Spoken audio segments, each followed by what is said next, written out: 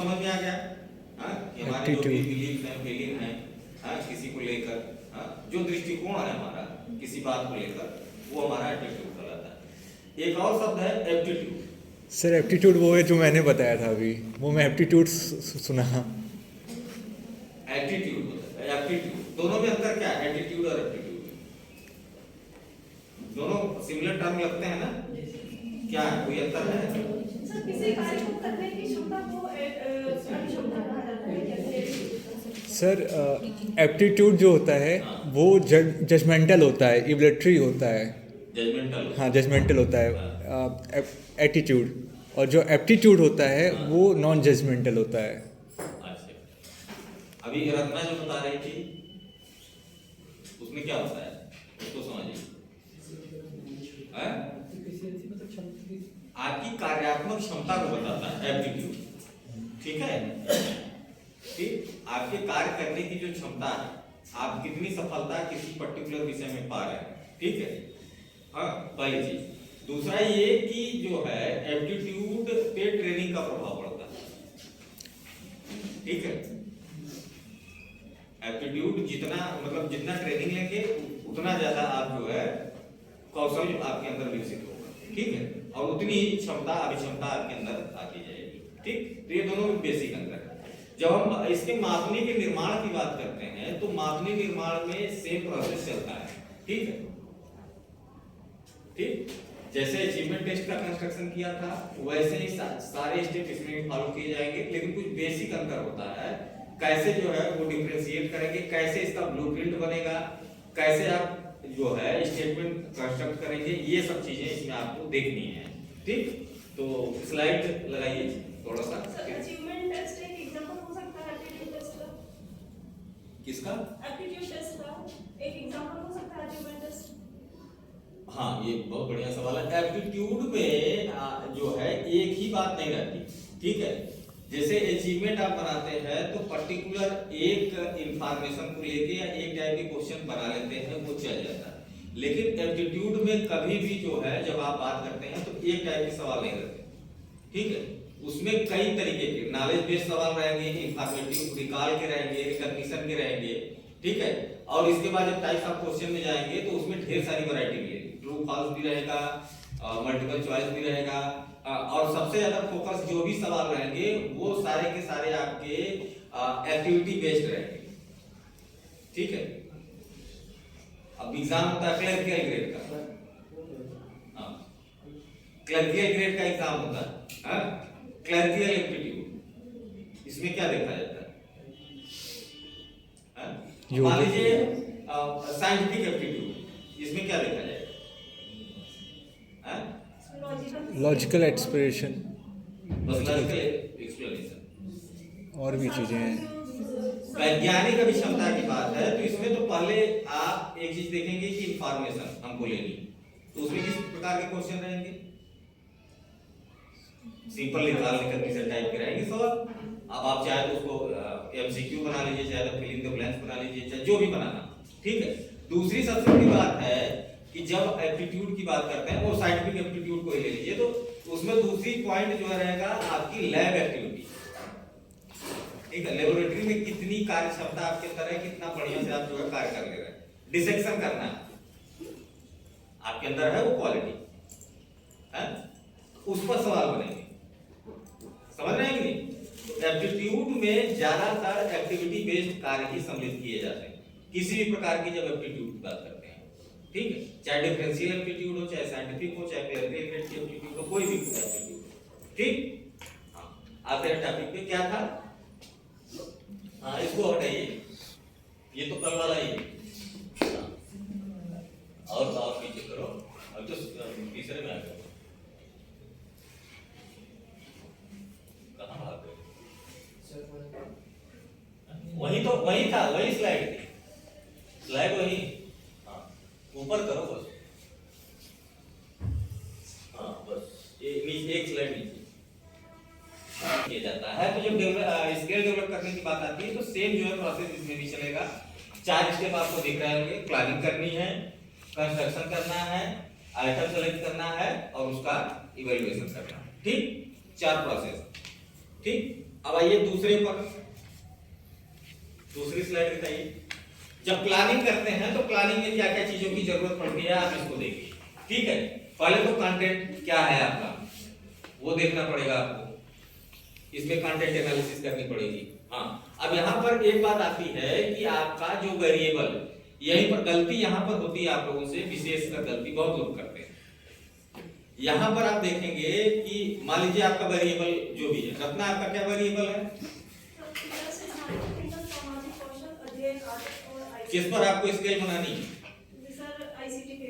ICT based, बैठ ठीक, ICT. अब आईसीटी बेस्ड पे आपको सबसे ज्यादा जो है थ्योरेटिकल और थियरी कलेक्ट करनी पड़ेगी, कंसेप्ट जो है उसके, और जो उसके जो है प्रिंसिपल्स हैं, रूल्स हैं, उन सब की एक थियरी बिल्डिंग करनी पड़ेगी, तभी आप जो है कोई भी टूल बना पाएंगे। ये समझिए, ये सबसे जरूरी चीज है जो पहले चैप्टर में आप लोग लिखते हैं कंसेप्चुअल फ्रेमवर्क, किसी चीज का लिखते हैं कि नहीं लिखते हैं, तो उसके लिए ये जो है स्केल डेवलप करने के लिए वो थियरी बिल्डिंग आपका सबसे बड़ा सपोर्टर है, ठीक है। इसीलिए आपसे कहा जाता है बार बार रिव्यू करिए, रिव्यू करिए। क्यों कहा जाता है?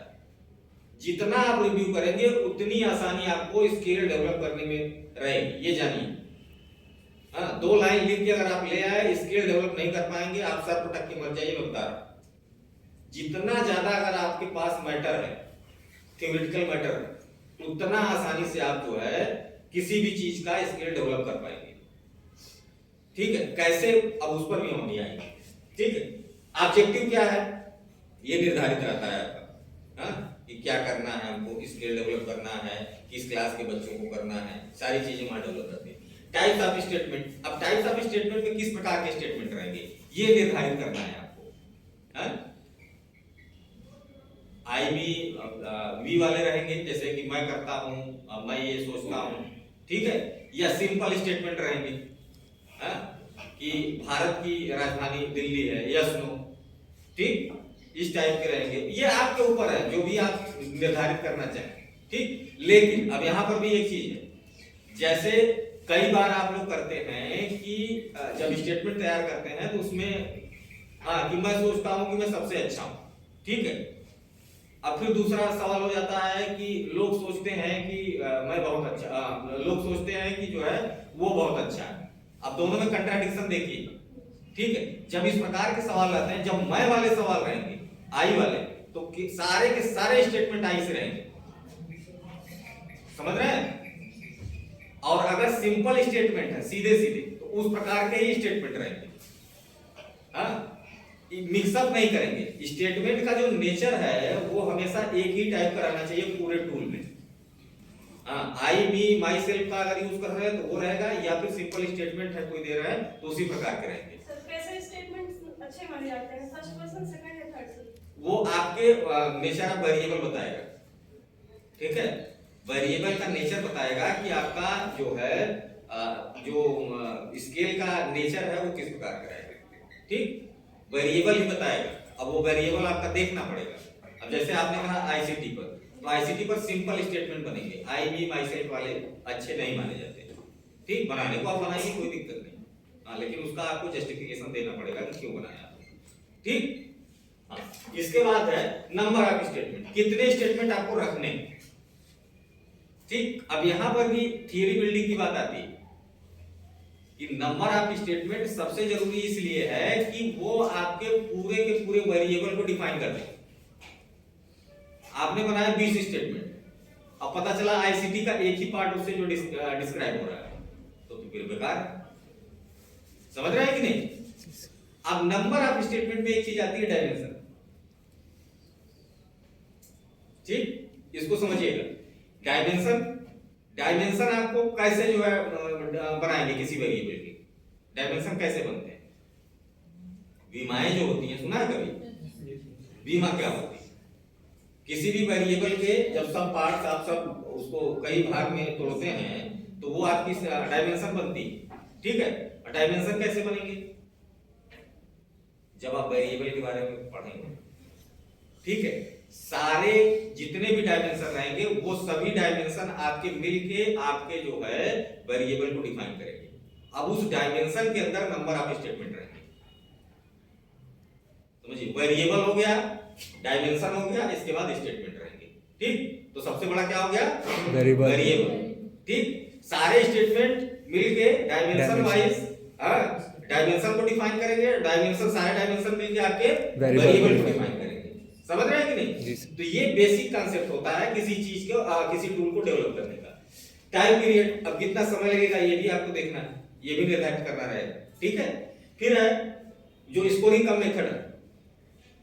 ठीक, अब स्कोरिंग के मेथड के लिए यहाँ पर दो चीजें, आपका स्केल जो डेवलप हो रहा है वो 3 पॉइंट में है, 5 पॉइंट में है, 7 पॉइंट में है, 9 में है, 11 में है, ये आपको देखना पड़ेगा। ठीक है, ये आपको देखना पड़ेगा कि आप किस पर जो है उसको डेवलप कर रहे हैं। ठीक, अब ये आपके ऊपर है कि 3 पॉइंट सही रहेगा कि 5 पॉइंट सही रहेगा। नॉर्मली 3 पॉइंट और 5 पॉइंट ही आप लोग बनाते हैं ना, उससे ज्यादा जो है अंदर जाने पर फिर समस्याएं बनने लगती है, क्योंकि फिर वो डिफरेंशिएट नहीं कर पाते बच्चे। ठीक, तो 3 या 5 पॉइंट पर ही रहिएगा आप लोग। ठीक, स्कोरिंग का मेथड, अब इसमें भी जो है स्कोरिंग के मेथड में जैसे 3 पॉइंट या 5 पॉइंट बनाया आपने, ठीक, तो दो प्रकार के स्टेटमेंट बनते हैं, पॉजिटिव और नेगेटिव। तो पॉजिटिव का जो आपका स्कोरिंग का तरीका रहेगा, हाँ, वो जस्ट उसका उल्टा क्या रहेगा? नेगेटिव का रहेगा। ठीक, फिर इसके बाद है फॉर्मेट ऑफ स्केल। किस फॉर्मेट पे है? यस नो टाइप का है कि आप जो है सहमत असहमत वाले ले रहे हैं, या फिर जो है उसमें कभी कभी कभी नहीं ऐसे भी होते हैं ना, वो फॉर्मेट आप कौन सा फॉर्मेट ले रहे हैं ये भी निर्धारित करना पड़ेगा आपको। फिर है वेटेज।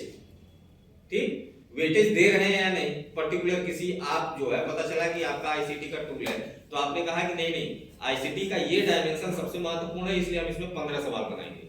हाँ, दूसरे वाले थोड़े से कम महत्वपूर्ण है तो इसमें 10-10 तो हम स्टेटमेंट तैयार करेंगे। ठीक, ये भी निर्धारित करना पड़ेगा।